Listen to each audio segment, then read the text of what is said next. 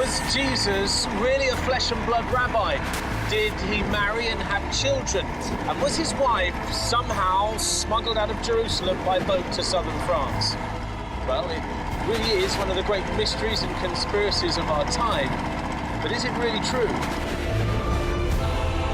I think that Jesus and Mary were more likely to have been married than not, and certainly there would have been offspring. We know that it says Saulus Filia, so we know he produced a daughter. So this is reinforcing the fact that he was married? Yeah, and that he had children. The protagonist in the Catholic Church's movie is a man named Jesus Christ, and if anyone else interferes with that, then they're going to airbrush them from history, which is exactly what they did. What is the evidence to prove the bloodline theory? I think there is a tomb. I think it's at least Mary Magdalene's tomb. It may be more. There may be the son of Mary Magdalene, and it may even be the body of Jesus.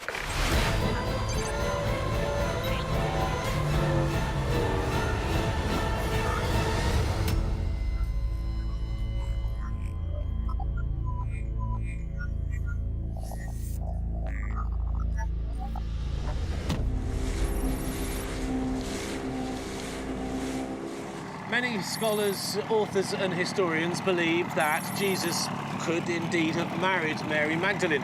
Certainly in southern France, there's a strong tradition that she arrived near Marseille carrying her child, whose descendants then married into the royal French Merovingian line, creating a sang royal, a royal bloodline, the real Holy Grail.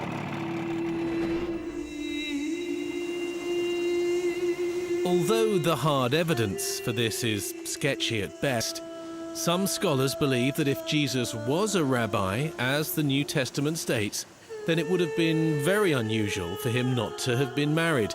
Indeed, in the so-called Gnostic Gospels, which were not included in the New Testament and only discovered in 1945, there are a number of intriguing references of Jesus and Mary Magdalene having some sort of close relationship. In the Gnostic Gospels, she is very much described as his lover. It was an illicit relationship, and it comes over very clearly in the reaction of the men of the mission, the famous 12 disciples, who really didn't get her at all. They just could not get her. And actually, she was a bit like Yoko Ono in the Beatles. She was the cuckoo in the nest. She was, a sort of divisive character among the men.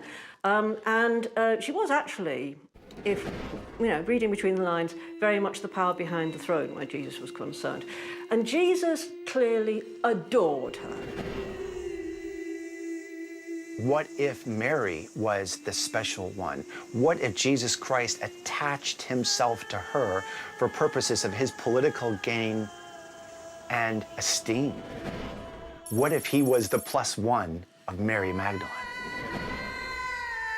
As an ordained priest, how does your view on the whole bloodline theory sit with your faith? I can reconcile my belief that Jesus is truly man and truly God by believing that he was married and that he had children and that he experienced as part of his terrestrial humanity, which was genuine and complete. That's his Godhead and his humanity perfectly combined. As a celibate, he is not a complete man. The Bible, though, is quite dismissive of Mary Magdalene, wouldn't you say?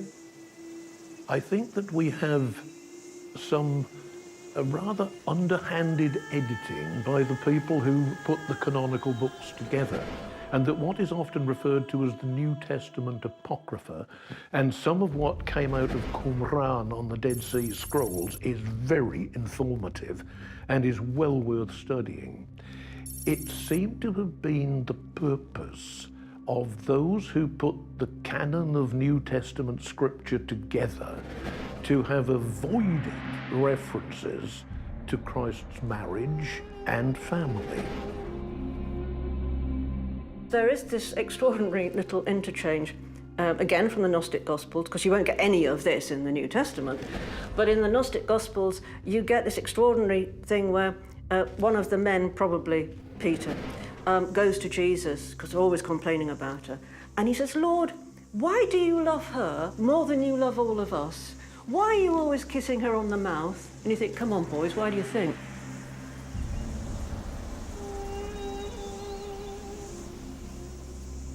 Intriguingly, some people believe that Leonardo da Vinci left a subtle hidden message about this relationship in one of his most famous works, The Last Supper. According to the New Testament, the person seated at the right side of Jesus was John the Apostle. But the figure that Leonardo drew looks, well, distinctly feminine, even with the hint of breasts. In the New Testament, it makes the point that at the Last Supper, the young St. John is leaning against Jesus. In Da Vinci's painting, this character couldn't be leaning further away from Jesus. It's as if they're joined at the hip, but the characters are forming a sort of V shape between them. So he's obviously saying, look at this, this is not the biblical version I'm giving you. This is something I really want you to look at. The idea of a relationship or even a marriage is controversial enough, but there are those who go much further and believe that Jesus didn't ascend into heaven from the cross, but actually survived the crucifixion when a deal was struck between Joseph of Arimathea, Jesus' uncle, and Pontius Pilate, the Roman governor at the time. There's actually a couple interesting aspects to the crucifixion that no one seems to really talk about. One of which is nobody was allowed near the crucifixion. By all accounts, people who are observing it from far away.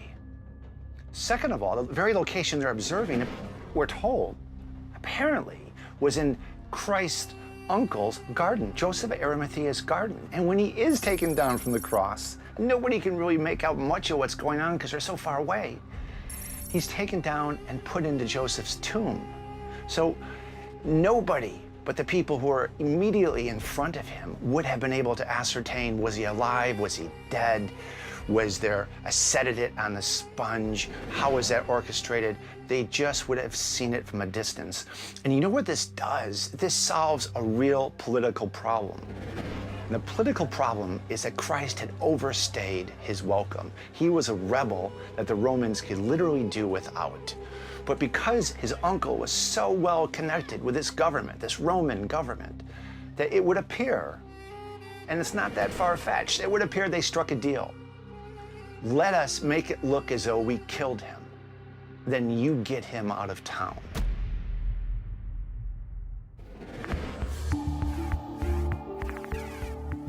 According to the bloodline theory, Mary Magdalene and possibly Jesus, who was said to be a direct descendant of King David, were helped to escape to southern France, where their children married into the Merovingian line of French kings, creating a holy Davidic bloodline, which then carried on down through the centuries. Solid proof of this is sketchy, but what's interesting is that there was a group called the Despacini, meaning of the Lord, who claimed that they were direct descendants of Jesus and who were said to have been hunted down by the church in Rome in the first few centuries AD. Not only that, but there were Jewish communities in southern France at the same time, some of whose rulers also claimed to be descended from this Davidic bloodline. I think the whole legend that they went to the south of France is actually probably true. There's a couple reasons for that. Not only did the Romans have many settlements in the south of France, but Pontius Pilate had a residence there. So if you've struck a deal with the Romans and you need a place to hide, then why not set that up in advance? And what makes it a win-win for everybody is that where he goes is French Gaul. French Gaul is the center of the Jewish world outside of Jerusalem. So it only makes sense.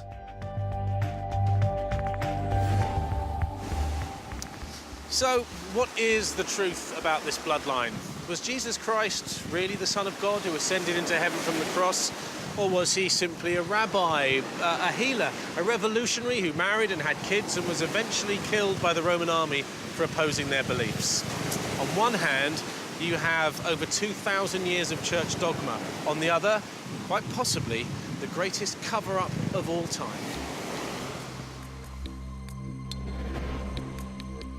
I know that there's no proof to support this, but if Jesus was a descendant of King David, and if his followers in Jerusalem believed he was the Messiah, I don't think that it's a crazy notion that Pontius Pilate would have agreed to a plan to smuggle him and his partner out of Jerusalem and send them as far away as possible.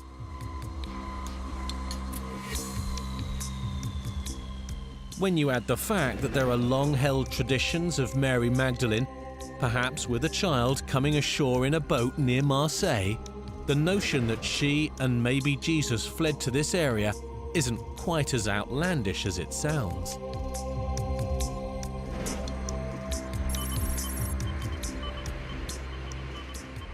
According to local legend, the story that Mary Magdalene and her child came to southern France can be proved because they claim they are buried here in the village of Rennes-le-Château.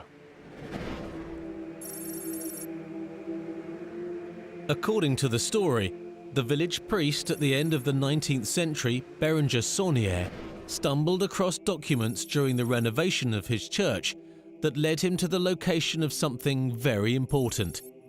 Maybe a treasure or relics, or maybe, some say, the tomb of Mary Magdalene and even Jesus himself. Either way, it's a fact that this poor country priest became fabulously wealthy almost overnight before meeting a sudden and unexpected end.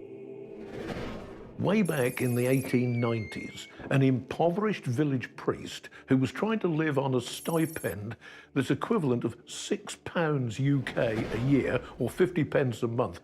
Think about it, say just under $1 a month to live on, and suddenly becomes the richest man in the south of France and spends money like there's no tomorrow. He completely renovates the church, builds himself this magnificent villa, the Villa Bethania, puts statues round the church, and just spends and spends and spends. So where did the money come from? That remains an unsolved mystery.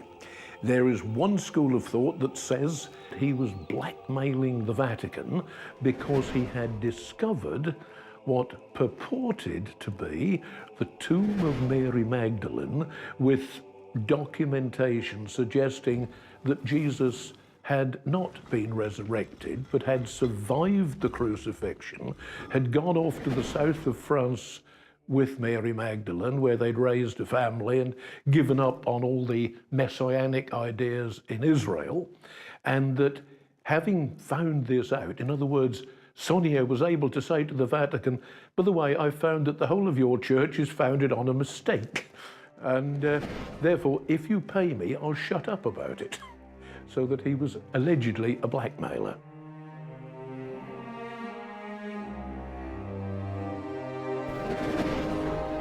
Author Robert Howells has been researching and investigating the Rennes-le-Château mystery for over 20 years. He's convinced that there is something of great importance buried there.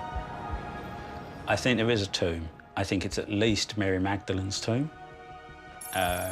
It may be more. There may be the son of Mary Magdalene, and it may even be the body of Jesus. There is this idea that there is a family tomb down there, that in fact Mary Magdalene, who's thought to have come back to France, actually brought the body back with her. Jesus' body?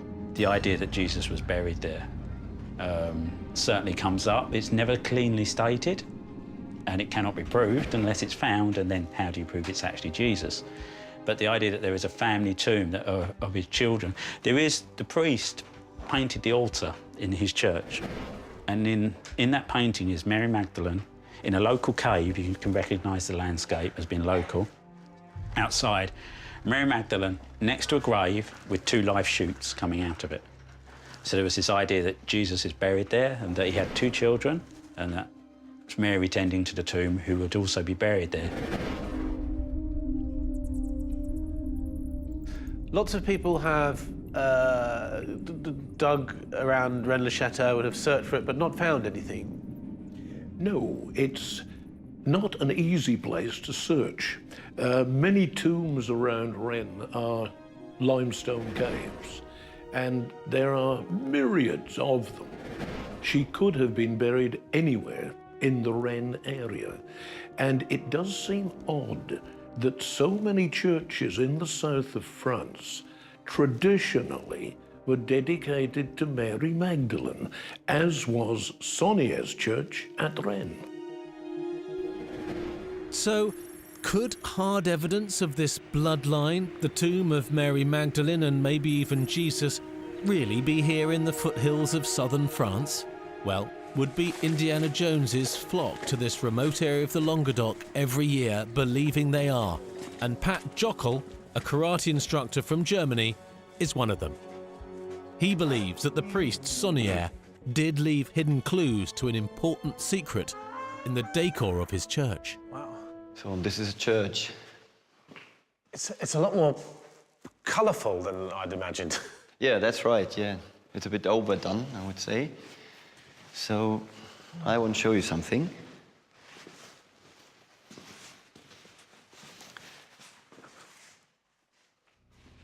Yeah, so this is the altar painting, and this is obviously Mary Magdalene kneeling there in a cave. And on the left side of that painting, you see a landscape. And we exactly found a ruin which looks like this, and we found a cave. And when you look out of this cave, you see exactly that ruin. So where she's kneeling in that cave, that's a real place nearby? Yes, we believe so, yes. And you can tell that by the topography, the mountains and the building. This is how we did it, yes. So you believe you found that cave? We found a cave with an exact match of the background. If it's this the cave where Mary Magdalene was kneeling, we don't know. So he was, as you come in, the first thing you see is Saunière showing you something. That's right. That obviously he believed to be This might be the main clue, yeah. Pat also believes that the priest left a hidden clue in Station 14 of the cross. It traditionally depicts the body of the dead Jesus being carried into his tomb after the crucifixion. But here, there's a full moon in the sky, setting this scene at night. It was illegal for Jews to touch dead bodies after sundown. So was the priest leaving a subtle clue that Jesus hadn't died on the cross? So it looks as though by putting that spanner in the works of having a moon where there should be a sun, he's calling our attention to the fact that what we believe about that event may not be what we think it is. And if this heretical information also included the historical information about Jesus Christ, which would possibly have shown the superiority or the importance, at least, to Mary Magdalene, do we find evidence for that? Well, what did he do after he made this alleged discovery in 1891? He creates a tower, the Tower of the Magdalene. The Magdalene's feast day is the 22nd. This tower has 22 steps, pointing at a degree of 22 degrees. 22 steps to one window that looks out unambiguously at a grotto whose ancient place name is the burial site of Mary Magdalene. He's calling attention to Mary Magdalene, and he's calling attention to the fact that the crucifixion may not have happened the way we thought it did.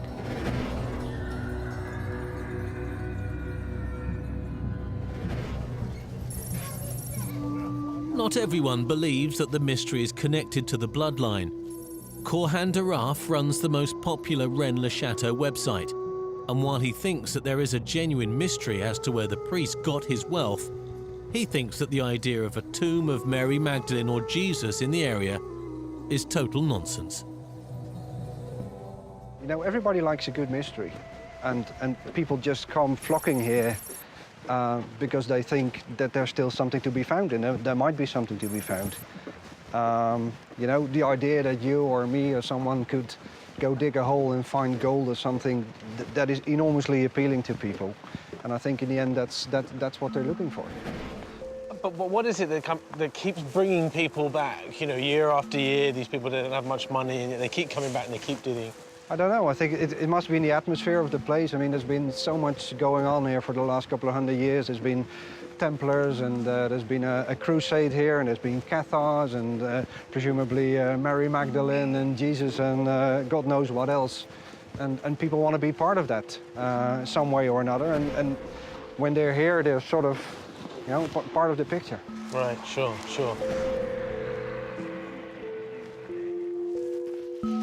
So you believe that Sonio did find treasure under the church? I think he found something. I mean, something needs to have been there to account for the money that he spent. But it has, if he found something, there has to be something realistic, you know? It has to be something you could hold or sell, or, you know, I think it's very unlikely he found, you know, the body of Jesus Christ or something like that. It's all so outlandish. But if you find gold or someone's belongings or furniture or whatever, you know, you can pick it up, you can sell it, and that will get you money. And do you think that Jesus is buried here? Do you think there is a tomb, a family tomb? You don't believe that? No. Very, very unlikely.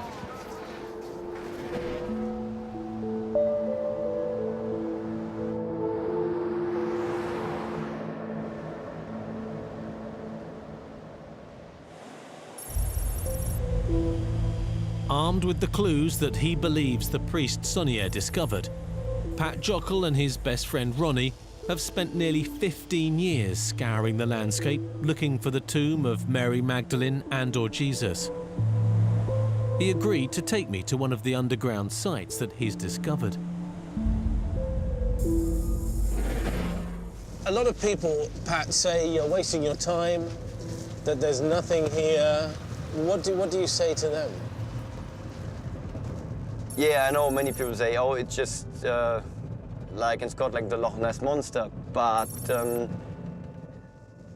there are so many rumors and so many historical facts.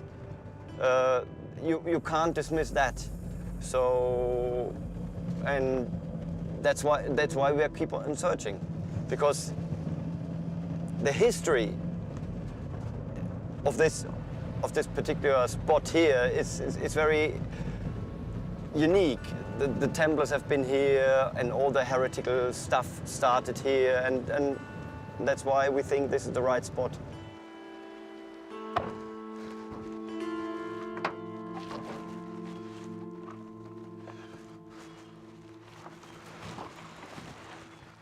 You have to admire their enthusiasm and belief.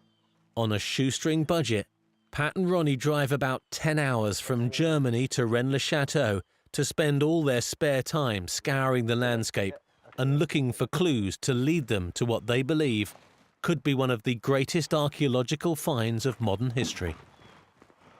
Okay,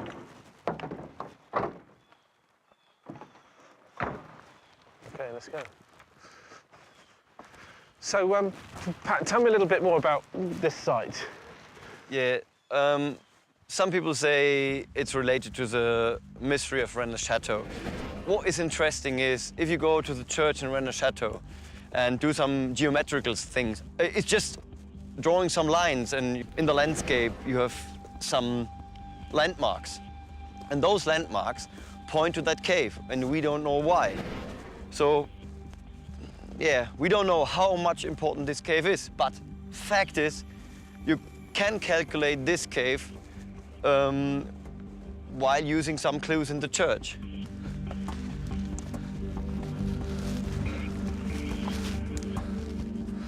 Okay.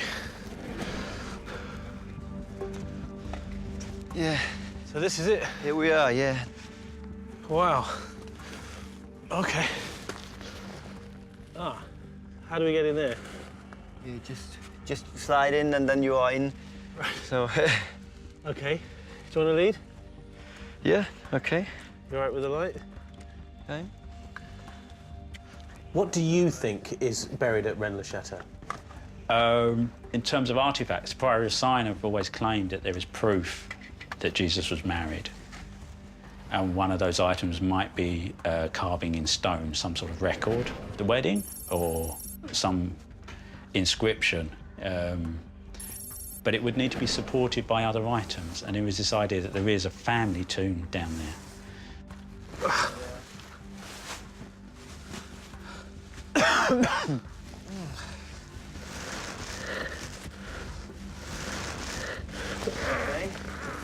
Yeah.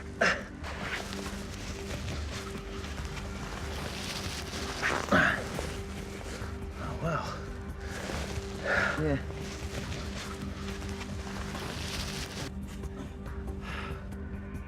It's a bit tight getting in there, huh? Yes, yes. How dangerous is what you do? It's quite dangerous because we are all amateurs. We are not no archaeologists and no speleos. So it's just try and error. We just go there and there's a cave and we go in and or block it, and nobody has been in there.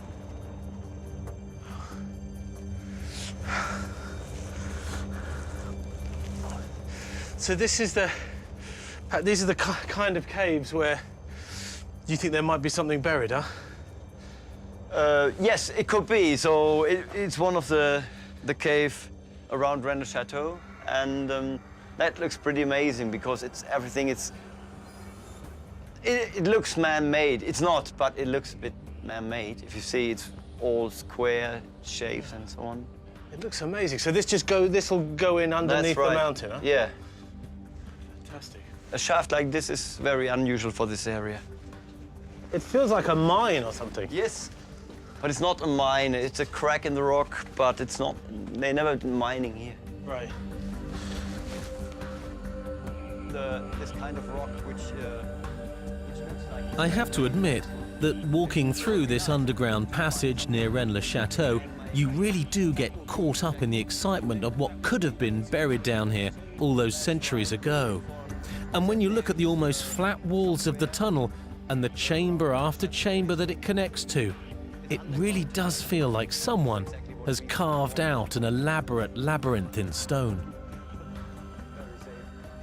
You pinpoint something on the map, say, oh, there must be a cave, and really, indeed, you find there is a cave, and you go in and say, this time it could be the real cave, that cave. And we go in and yeah, like I told you, then you go out and say, okay, it wasn't this cave, but maybe in the next one. And you carry on and carry on. And okay. Oh, wow, look at that. This is the end. If I was burying something, Pat, that's the kind of place where I would bury something. Yeah, this is, yeah. See, no one's going to find that. If you buried it, and then what would you do? Would you brick it, get lots of This is exactly rocks where we're looking for a place like this. What have they found, these relic hunters, the treasure hunters? Have they found anything significant? I think they found a lot of rocks and dirt, and some of them have found bones or maybe some old coins. But I think the last real find, the last real findings were a long time ago. I think in the last 20, 30 years, no one has found anything, but perhaps disillusions and a lot of disappointment. But it doesn't put them off? No, not in the least. Ever the optimist, Pat decided to take Ronnie down a small shaft that they hadn't explored before. It was way too tight and windy for me, so all I could do was look on. But was this the moment that they'd finally find a tomb?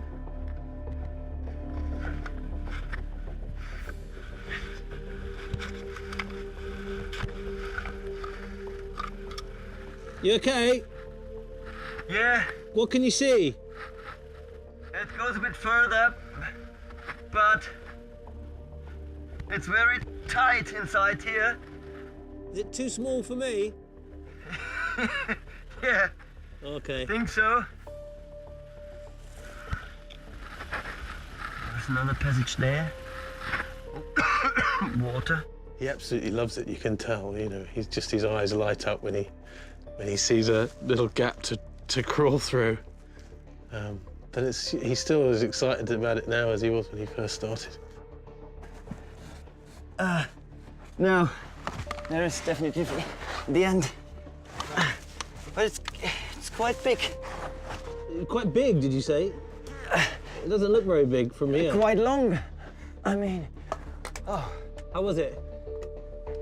very tight. Yeah? Yeah, I got that camera. There you go. What was it like? Yeah, very tight, but yeah, interesting to explore. Yeah? Yes. Is it worth digging down there anymore, do you think? No, I don't think so. Are you surprised by the passion that the place seems to produce? People come year after year. It is a bit mad, isn't it? I mean, this place is quickly becoming a religious Loch Ness or something like that. Am I surprised? Well, I keep coming back here, so I suppose I'm as mad as the rest of them. What do you think is buried here, if anything? I don't think there's anything left, but if it was anything, it's a treasure from the revolution made up of valuable stuff from the church and valuable items that once belonged to the nobility in the region here.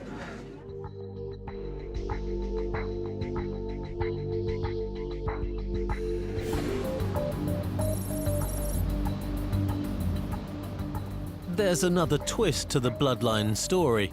In the book, Holy Blood, Holy Grail, and also in the Da Vinci Code, the authors claim that a secret society operating out of Paris called the Priory of Sion had guarded the descendants of Jesus and Mary Magdalene down through the centuries, as well as whatever evidence lay buried at Rennes-le-Château.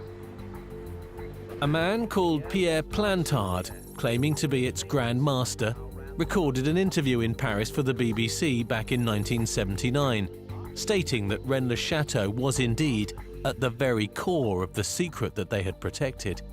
Monsieur Plantard, is there still a secret at Rennes-le-Château? Mais le secret n'est pas seulement à Rennes-le-Château. Il est aussi autour de Rennes-le-Château.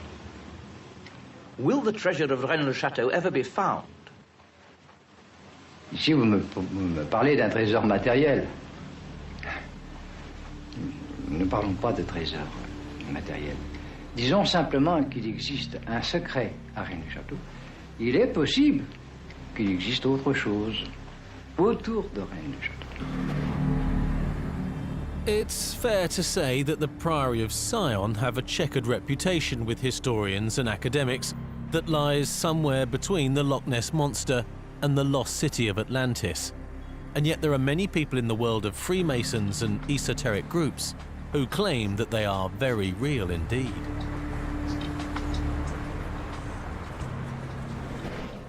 Its Grand Masters have supposedly included Leonardo da Vinci, Sir Isaac Newton, and the French artist Jean Cocteau. And according to the authors of this book, there are secret dossiers relating to the bloodline just over the road here at the National Library. These dossiers first appeared in the Paris Library in the 1950s, and although most academics dismiss them and the Priory of Sion as a clever hoax, the author Robert Howells has spent over a decade researching and investigating this secret society, resulting in what he says is some remarkable access to its inner circle. The dossier secrets was a kind of pigeonhole for information where members of the Priory of Sion would deposit and share information. It was a kind of a clearinghouse in the 1950s where they could put documents in there, remove documents, and these would be circulated among members. One of the items that was found in there was a list of Grand Masters of the Priory of Sion. And this is a kind of esoteric wish list through history of Isaac Newton, Leonardo da Vinci's on there, all these alchemists, and going back to the bloodline families and Templar families at the time of the Templars. Most people think the Priory of Sion is an elaborate hoax. Rob, what evidence have you found in your book to refute that? They certainly exist today, and the amount of information that they have, the original information that they bring, belies that they have some kind of history of real intimate knowledge of these heresies and these secrets. It has to be said that Pierre Plantard, the man claiming to be the Priory of Sion's Grand Master, had a history of starting up esoteric groups and publications, and was sentenced to 6 months in prison in 1953 for trying to sell Masonic degrees for large sums of money. What do you make of the Priory of Sion? The Priory of Zion is an extremely mysterious organization, and the first of the mysteries is whether or not it exists. Now, if it does exist, if they are still around, there are people who claim to be members, but I would have thought that if they're as secretive as they would seem to be, if their purposes are best carried out in secret, then the last thing they would want is somebody to pop up and say, "Hi guys, I'm the new master of the Priory of Zion." The Priory of Zion is a modern invention. It was an invention of the 1950s. But it wasn't, as most kind of critics assume, just a simple hoax. It was actually a cover story. It was a front. It was a front for other secret societies that have been around a couple of hundred years, not 1,000 years, but a couple of hundred years. It was a cover story to allow them to do certain things without basically revealing their existence. There's no doubt that Plantard and his associates worked overtime creating documents and material to try and make the Priory of Zion look credible. The real question is whether the story that they were telling about the marriage of Jesus and Mary Magdalene, their bloodline and their descendants, was true or not. I believe that Pierre Plantard was a fraudster, and the Priory of Zion, his inside joke. If you look at the context of what was going on at the time and who he's associating with, Philip de Cherici, these are people, and the culture supports this, who delight in taking the mickey out of their audience.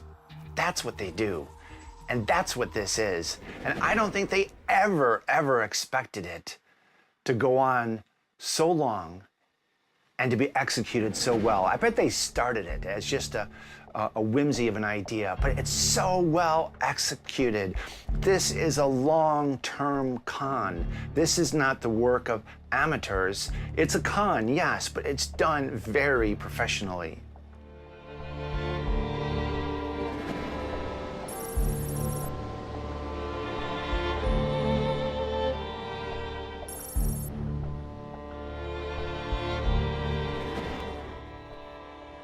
There's another intriguing clue to the bloodline mystery in a church here in central London. Tucked away off the bustle of Leicester Square is the small church of Notre Dame de France. Surrounded by Chinatown, nightclubs and cinemas, most people don't even know it's there. But it has one quite remarkable feature. Jean Cocteau, the French artist and filmmaker, painted a mural here in 1960. Now, it is said that he was one of the grand masters of the Priory of Zion, which makes what he painted here that much more interesting. He painted a huge mural of the crucifixion inside a small side chapel, but it was littered with bizarre elements.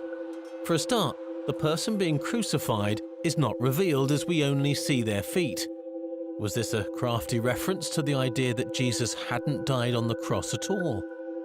Equally bizarre is what some people think is the figure of Jesus himself, complete with the fisher symbol in his eye, looking back towards the crucifixion with a distinct frown on his face. Add to this the weeping figure of a young, beautiful woman, far too young to be his mother, but possibly his wife, Mary Magdalene, in a prominent position next to the cross. And to cap it off, Cocteau has painted himself into the scene, looking it over with what seems to be a wry smirk.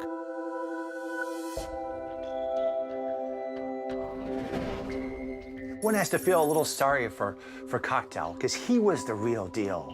He was an esoteric mastermind and an accomplished artist, and he was very well probably conveying a true heretical message in this mural.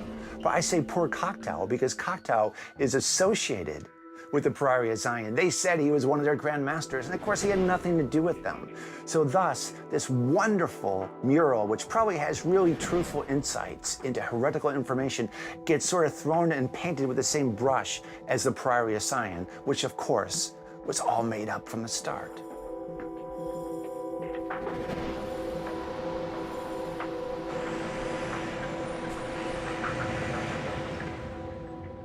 One of the questions that's been nagging me since I started is, are there descendants of Jesus and Mary Magdalene alive today?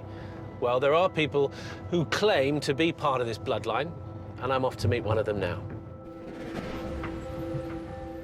The Montgomery family say that they can actually trace their lineage back to the god kings of Mesopotamia 1,000 years before Christ. Professor Hugh Montgomery has spent most of his life looking for hard documentary evidence of this bloodline and agreed to meet me in a London hotel to show me some of it. This is a copy, or photograph actually, of these Syriac Gospels, which are actually in a college in Cambridge, which are well known. They are the oldest known versions of the Syriac Gospel. Syriac is a version, if you like, of Aramaic. It's the Edessan and Nabatean version of Aramaic, which was the language which Jesus and his brothers would actually have spoken. So what we have is a 16th century translation. The important bits is the last bit. Josephus ex Marie genuit Jesu. Joseph from Mary produced Jesus. Et echos fratris, and his brothers Judas et Jacobus, Judas and Jacob. Et Jesu genuit ex uxore Marie de Bethany, and Jesus produced from his wife Mary of Bethany. Now we have a problem, but because there's a bit missing and we can't read it, but we know that it says Saulus Filia, so we know he produced a daughter. This is the first time I've seen any evidence of children. Oh, absolutely. So this is reinforcing the fact that he was married. Yeah, possibly, and that he had children. And that he had children. Right.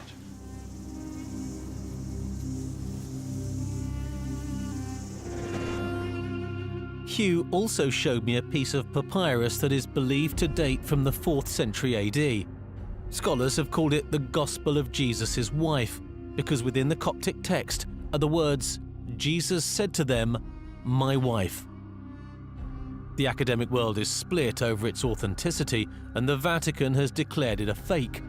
But could this be the strongest written proof yet of a marriage? Jesus had a normal family. He had a father, a mother, a stepmother, brothers and sisters. And normal human beings, particularly if you're Jews, and particularly if you're a member of the upper class, had to marry.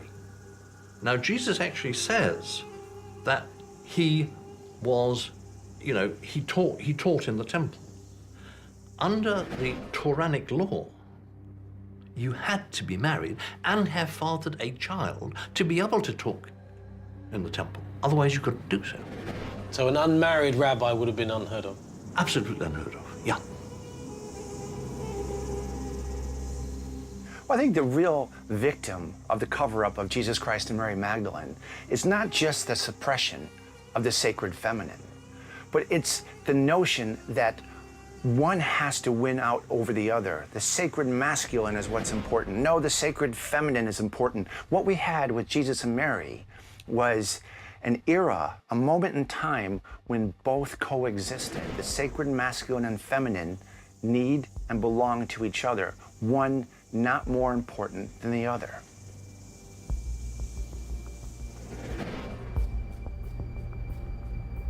The $6 million question is whether there is any hard evidence to actually prove this theory.